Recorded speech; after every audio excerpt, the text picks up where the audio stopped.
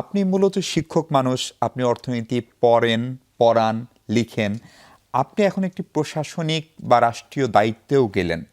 সেই জায়গা থেকে যদি রাশেদ আল মাহমুদ তিতুমীরকে আমরা প্রথম প্রশ্ন করি যে ৫৬ বছরে এই ৫.৫ দশকে মুক্তিযুদ্ধের যে প্রত্যাশা ছিল তা কতখানি আসলে বাংলাদেশ বাস্তবায়ন করতে পারলো?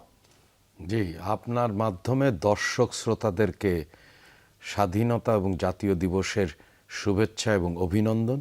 একই সঙ্গে আমরা স্মরণ করি মহান মুক্তিযুদ্ধে যারা শহীদ হয়েছেন মুক্তিযোদ্ধাদেরকে, এবং তার পরবর্তী সময়ে যারা স্বৈরাচার এবং স্বৈরতান্ত্রিক ব্যবস্থার বিরুদ্ধে সংগ্রাম করতে যেয়ে শহীদ হয়েছেন, এবং যারা যোদ্ধা সবাইকে বিনীত সশ্রদ্ধ সম্মান।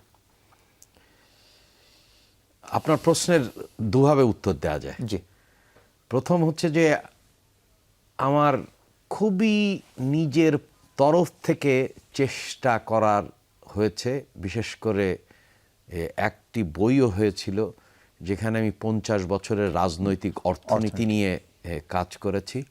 পরবর্তীতে আরেকটি বই হয়েছিল যেখানে হচ্ছে যে ঢাকা বিশ্ববিদ্যালয়ের উন্নয়ন অধ্যয়ন বিভাগ থেকে বিভাগের শিক্ষক এবং শিক্ষার্থীরা তারা মিলেও একটা 50 ইয়ার্স অফ ন্যাশন বিল্ডিং বলেও একটা বই করেছিল। সেখানে দুটো বিষয় পরিষ্কার, একটি হচ্ছে উত্থান পর্ব, আধুনিকায়ন এবং প্রগতির পর্ব, আর অন্যদিকে হচ্ছে যে ধীরে ধীরে এককেন্দ্রিকতা, স্বৈরতন্ত্র গড়ে ওঠার। এই দুটো প্রবণতা বাংলাদেশের মধ্যে আমরা ভয়ঙ্করভাবে প্রথিত দেখেছি, এবং এইটি দেখতে যে আমরা দেখেছি যে জনগণের প্রাণশক্তি, অধিকার আদায়ের সংগ্রাম যে কোনো শক্তির থেকে ছাপিয়ে গেছে। এইটাই আমি মোটা দাগে মনে করি যে ৫৬ বছর। তাহলে প্রথম যেটা উত্থান পর্ব, বাংলাদেশই কিন্তু দক্ষিণ এশিয়ার একমাত্র দেশ যারা রক্ত দিয়ে রাষ্ট্র নির্মাণ করেছে। ভাষার জন্য, হ্যাঁ, ভাষার জন্য রক্ত দিয়েছে, এবং সবসময়ই তারা অধিকার প্রতিষ্ঠায় যেমন সর্বাগ্রে ছিল, এবং রাষ্ট্র নির্মাণেও তারা সর্বাগ্রে রয়েছে। তার মানে মানুষের প্রতি, জনগণের প্রতি যদি কেউ কোনো রাজনৈতিক শক্তি আস্থা হারিয়ে ফেলে অথবা বিচ্ছিন্ন হয়ে যায়, তাহলে তার যা হয় পতিত সরকারের ক্ষেত্রে আমরা তা লক্ষ্য করেছি, এবং অতীতেও কিন্তু বারবার একই প্রবণতা লক্ষ্য করেছি।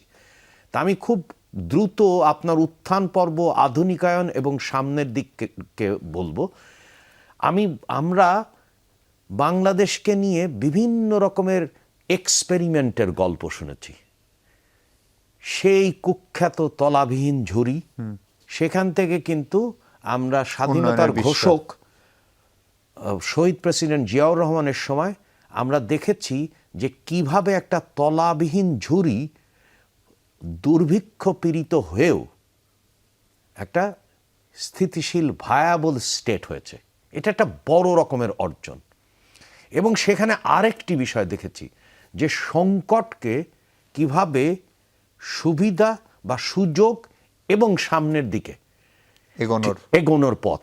কারণ আমরা মনে আছে যে তখন সারা বিশ্বব্যাপী তেল সংকট ছিল। তেল সংকট যখন থাকে, বিশেষ করে উন্নয়নশীল এবং স্বল্পোন্নত দেশের উপরে সবচেয়ে খারাপ অভিঘাত পড়ে। কিন্তু আমরা দেখেছি সেই সংকটকে তিনি সম্ভাবনায় পরিণত করেছেন। কারণ এই সংকটকালে মধ্যপ্রাচ্য বা পশ্চিম এশিয়ার দেশগুলো উদ্বৃত্ত আয় হচ্ছিল, উদ্বৃত্ত পুঁজি গঠন হচ্ছিল, আর আমাদের ছিল উদ্বৃত্ত শ্রমজীবী।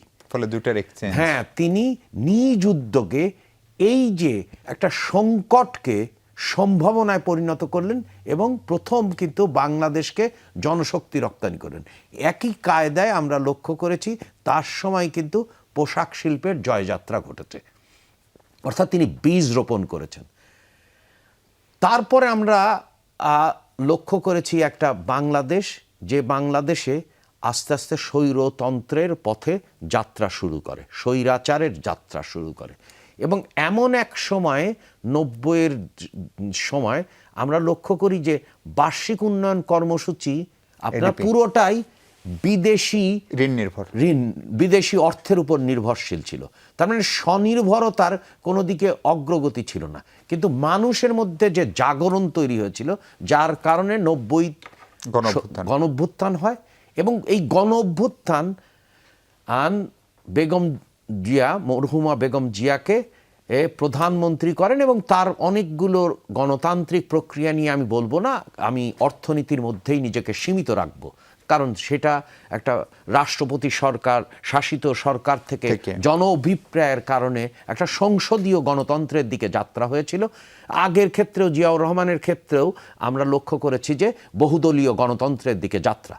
কিন্তু আমরা লক্ষ্য করি যে একটা ভাঙা অর্থনীতিকে, একটা ভাঙা সেতুকে তিনি গড়ে তুললেন, আধুনিকায়ন করলেন। আমি অনেকগুলো পরিসংখ্যান দিতে চাই না। যেমন আমরা উন্নয়নের যখন গল্প বলি, তখন চীনের গল্প বলি, যে চীন পৃথিবীতে সবচেয়ে বেশি বিস্ময় এবং দারিদ্র মানুষকে মুক্ত করেছে। কিন্তু মরহুমা বেগম খালেদা জিয়ার সময় প্রায় 2 কোটি মানুষ দারিদ্র সীমার থেকে মুক্ত হয়েছে। তার মানে এই অঞ্চলে থেকে 96 এই দুই সময়কালে, তার মানে এইটা একটা বিরাট রেকর্ড। কিন্তু সেই গল্প আমরা বলি না, কারণ হচ্ছে যে তিনি খুবই প্রচার বিমুখ মানুষ ছিলেন। তিনি এরকম বয়ান বা প্রচারের সর্বস্ব রাজনীতি কখনো করতেন না। এবং তখনই কিন্তু আরও কতকগুলো ঘটনা ঘটে অর্থনীতির ক্ষেত্রে। আমরা লক্ষ্য করি যে কোনো আধুনিক রাষ্ট্র বা অর্থনীতি বলতে গেলে তার মানে হচ্ছে যে কৃষি খাতের থেকে শিল্প খাতের অবদানটা বেশি হতে হবে, যেটাকে কাঠামোগত পরিবর্তন অর্থনীতিবিদরা বলে থাকেন।